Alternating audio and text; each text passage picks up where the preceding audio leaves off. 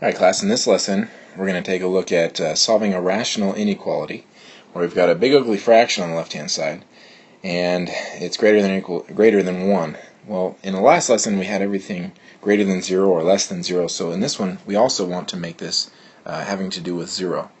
So it's going to take a little work, but here we go. Let's start off with subtracting our 1 over and making this bigger than 0. Okay, so I just subtracted the 1 like that, and then I have minus 1. Okay, so that's the first step. That's easy. We're good to go. But we need it to be one fraction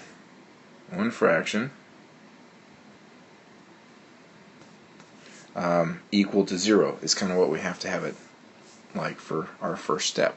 So what we need to do here is make this 1 have a common denominator with the first fraction. Well, you do that by multiplying the top and the bottom, because it's really negative 1 over 1, by your common denominator, which you want it to be, which is x minus 3. So we need to multiply this by x minus 3 and the top by x minus 3. Okay? And then what that's going to cause is us to have negative 1 over x minus 3. So this first part comes right on down, minus x minus 3 over x minus 3. And that's still bigger than 0. Okay? Now, I could have put plus negative with parentheses on the top, and that might have been better. In fact, I'll leave it like that. Notice this is a negative sign, and you could have put it out in front of the whole fraction just like we had here, but we do want the negative to actually go with the top because my denominator is x minus 3. Okay, so now what's going to happen is I need to have that one fraction. So now the two fractions come together and become 1, and I have negative 1 minus parentheses x minus 3 over my common denominator of x minus 3. And that's still bigger than 0. Okay?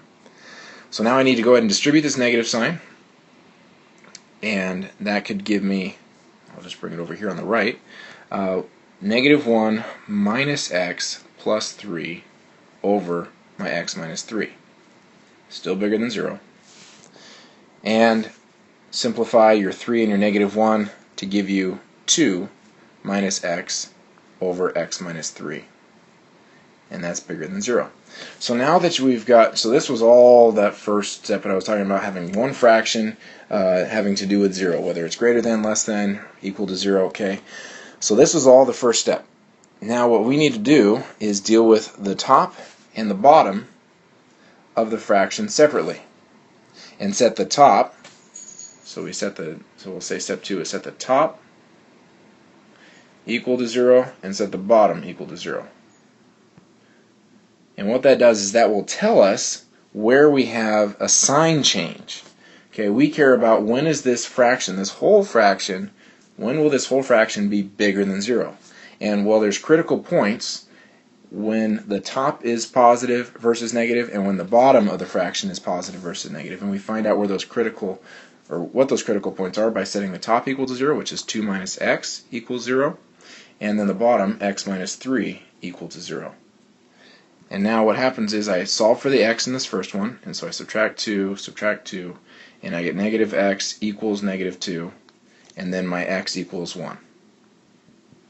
And then in the second equation, I need to add 3, and I get x equals 3. So these are my two, sorry, I don't know how I got 1 on the first one, but that should have been 2. So these are my two critical points. Sorry, I don't know why I did that. Divide by negative, and then that turns into positive 2. Sorry. So my two critical points are 2 and 3.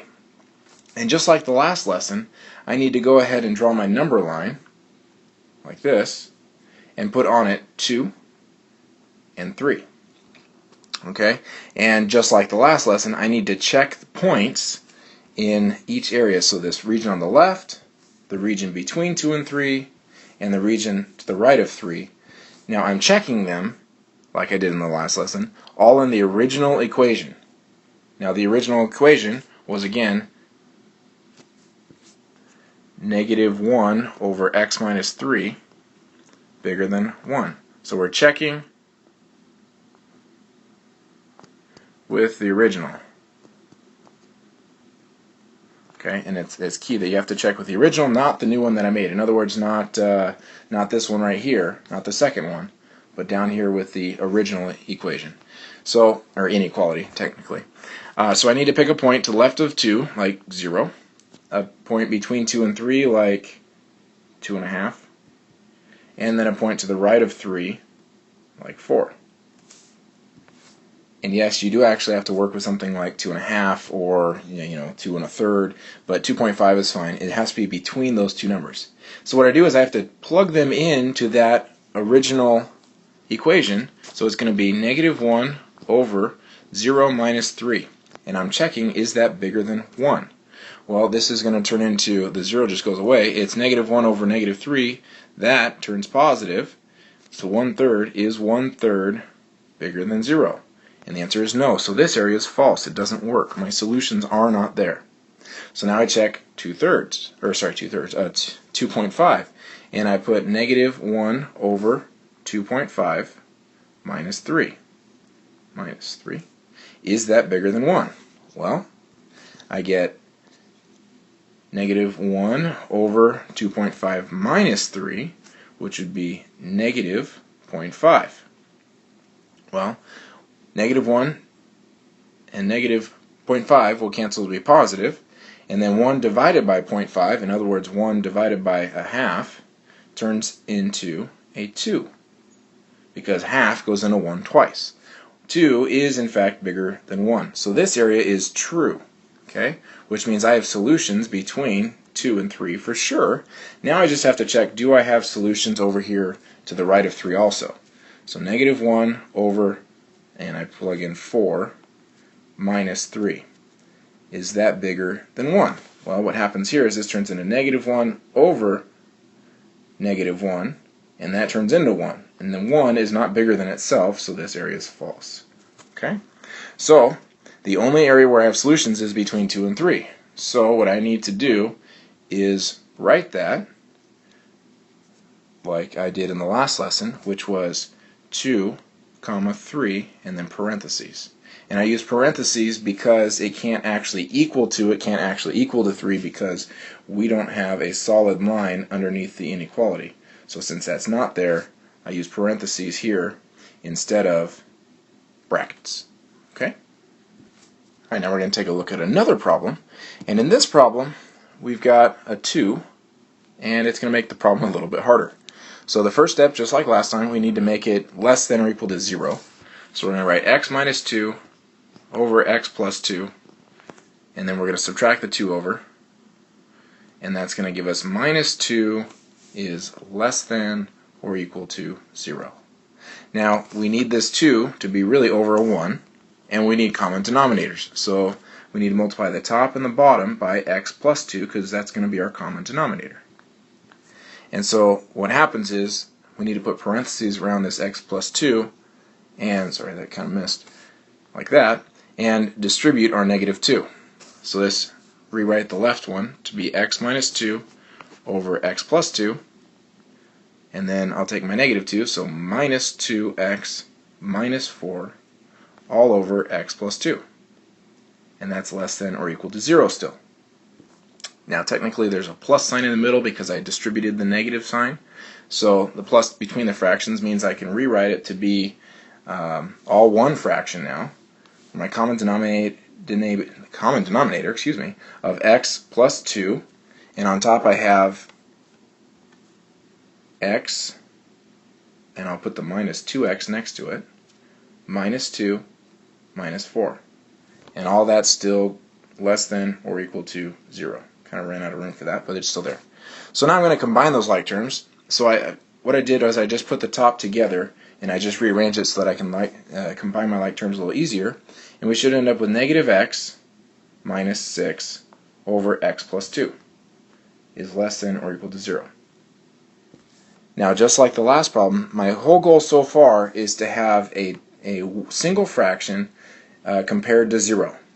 Now what I want to do is deal with the top and the bottom of the fraction separately and set them both equal to 0 because they tell me my critical points. They tell me so where the top is equal to 0, either to the left and to the right of that, that's where it will cause this to be positive or negative, and that's what I'm concerned with, is when this is smaller than 0. And then the bottom, whatever the bottom is equal to, will also cause a shift where this might make the fraction positive or negative. So that's why I set negative x minus 6 equal to 0, and then x plus 2 equal to 0. And I need to solve both of those for x. So I add the 6, end up with negative x equals 6, divide by negative, and x equals negative 6. And then the second one, I add the 2, add 2 to the other side, and I get, subtract 2, and I get x equals negative 2. So now I've got my two critical points, and the critical points need to go back on a number line because I'm concerned with where I get changes from positive to negative. So this is negative 6, and then over here negative 2. So I need to pick a point to the left of negative 6, between negative 2 and negative 6, and to the right of negative 2. So the points I'm going to pick will be negative 7, then I'll pick negative 4, why not? And then to the right of negative 2, I should pick 0 because that's the easiest one to pick. Now what I want to do is I want to plug back into my original equation, which was x minus 2 over x plus 2, which is less than or equal to 2. So that's where I'm going to plug these 3 points in to see where my...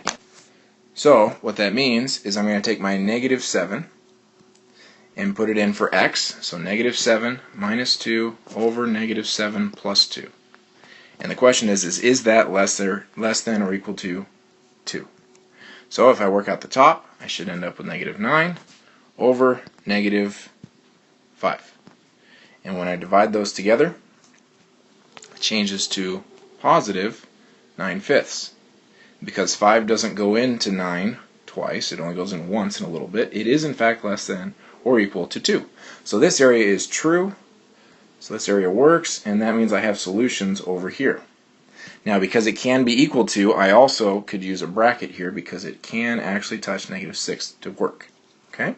So now I plug in negative 4 and see if it works. So negative 4 minus 2 over negative 4 plus 2. And we want to know, is that less than or equal to 2? So when I plug it in here, this will turn into negative 6. This will turn into negative 2.